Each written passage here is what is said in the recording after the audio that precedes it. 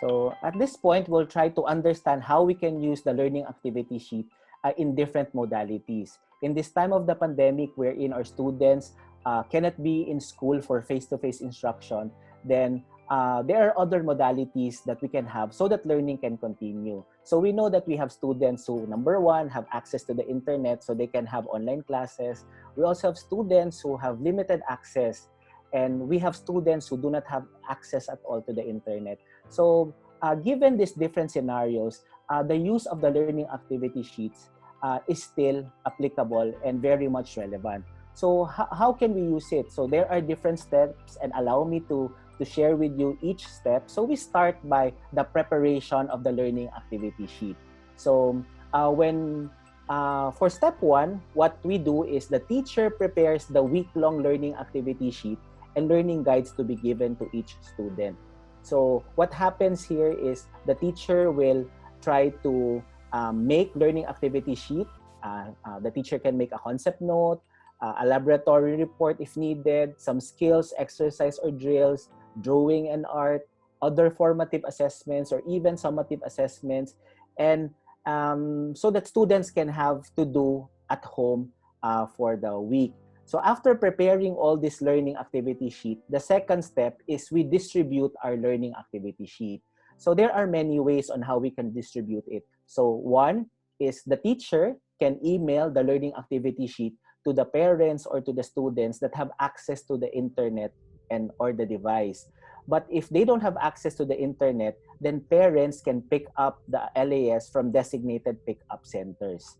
So after distributing the learning activity sheet, we can, for those who don't have access to the internet, we can actually have this a sample wherein the distribution can happen in different days at some times, designated times. So the parents go to school, get the learning activity sheets and the learning guides for 1 week. This will be accomplished by the students at home, and then similarly, parents can return the accomplished LAS at the designated place also. So the next step is at home, the student can already start copying the learning activity sheet. So even if the student has received the learning activity sheet online, the student will still have to write it on a blank piece of paper. So what you see actually right now is a learning activity sheet template.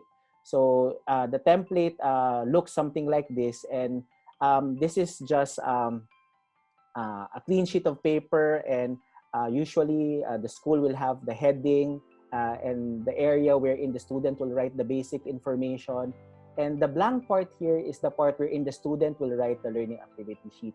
So if the student receives the learning activity sheet through email, then the student will copy it in a blank learning activity sheet.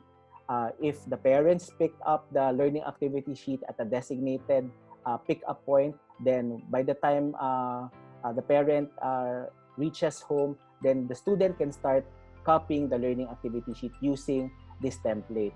Actually, if you don't have the template, what you can do is you just write it in a clean sheet of paper. So maybe you're asking, we email the learning activity sheets to the student, or a printout is given to the student. So why do we still have to copy? There are many reasons. And first is it helps in allowing the students to retain more the lesson. You know, a lot of studies have shown that when you copy, it's actually your reading and your writing. That's visual and psychomotor. And visual plus psychomotor results to better retention. The second one is it forces the student to focus and be engaged with the task. You know, it's very difficult to copy something without reading it. So by mere copying, actually the student is trying to understand already what the lesson is all about. And lastly, when a student copies, then we're sure that it is actually a very good and an authentic proof that he was the one who answered the exercise. So this is built-in measure for authentic assessment. By doing this also, we try to enhance the academic endurance of our students and even the discipline. So it's very important to take note that for a learning activity sheet, because students will copy it, number one, it should not be too long. So one LAS is just one topic. Second is it should match the ability of the students to write. In my examples a while ago, we showed examples for junior high school, but please take note that if you're doing learning activity sheets for our elementary pupils and students, then we expect that the length of our learning activity sheets or the length of our concept notes will be shorter because it should match the ability of our students.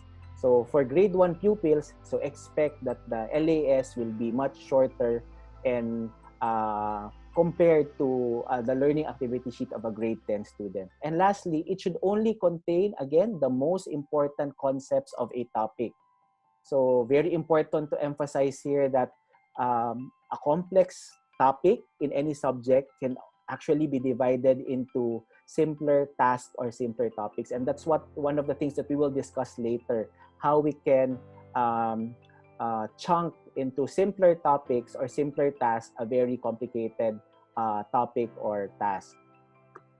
So now that the student is able to write, then what we can do is give them a daily class schedule so that this can guide them on what to do at what hour. So our students need some structure even though they're at home. So this schedule can be a guide for them, what activity they can do first, if it's time to take a break, and so on. So by giving this class program to our student, they'll have a feel wherein na parang nasa paaralan pa rin sila kahit na nasa bahay lang sila. The next step is the student will now compile the learning activity sheets. Now notice that a student can have many subjects, 5, 6, or even 8 subjects, and they'll be writing a lot of learning activity sheets. And because we're dealing with loose pages, it's very important that our students compile it in a folder, which we call the comprehensive student portfolio. So we tell our students to compile all accomplished LAS in a folder by subject. And the reason of doing this, it's because it is the student's body of work. In a portfolio, let's say for science, what you see there are the different activities done by the student in the science subject. We can talk about the different LAS, the quizzes that the students took, the tests, and even small projects that they did for the year. So this is really a compilation of the different things that they've done from day 1 up to the last day of the school year. And aside from that reason, it can also serve as a proof of the performance and of teachers and the learning of students while they're at home. So it becomes very easy to track the progress of a student.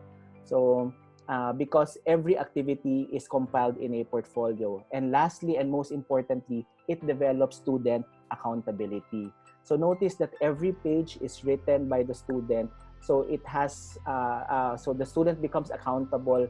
The student now has a sense of ownership of the activities that he does because he knows that he put in hard work and effort in doing each activity.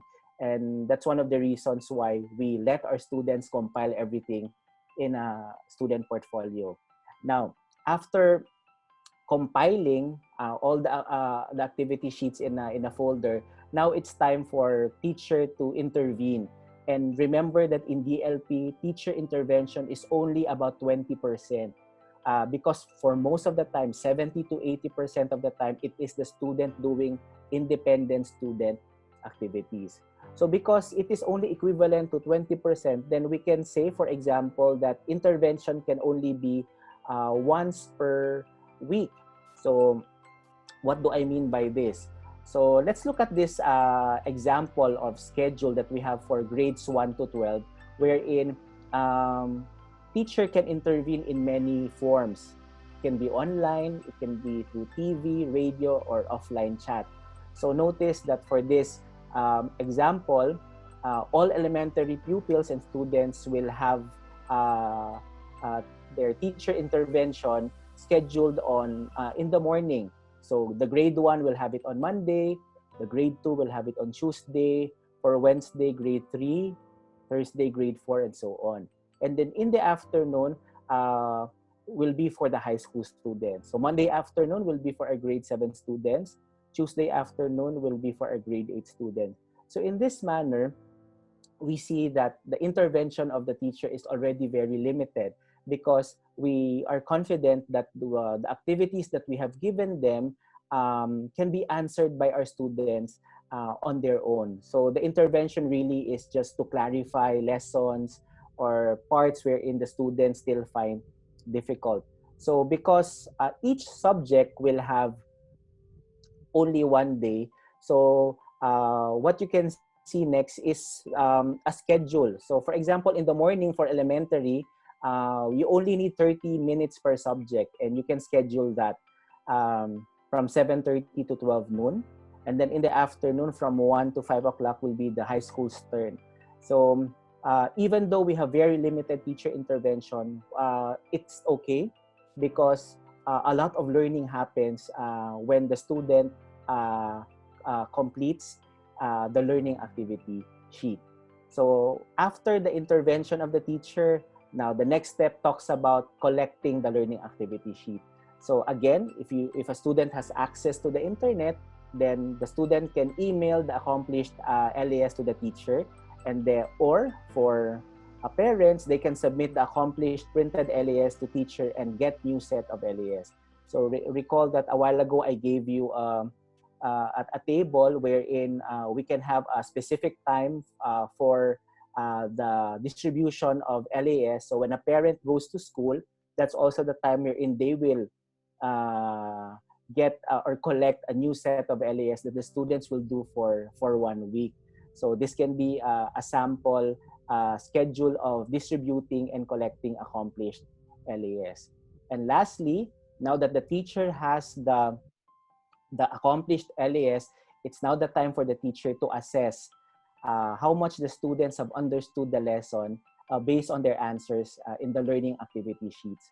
So the teacher will check it via online for those who submitted through email, and through the printed material for students who submitted the printed accomplished learning activity sheet. So those are the steps on how we can use the learning activity sheets in a time where in face-to-face instruction is still not allowed. For updated details about CVIF DLP or CVIF Dynamic Learning Program, continuously follow us and visit CVIF DLP Facebook page, CVIF DLP discussion group, and DLP.ph.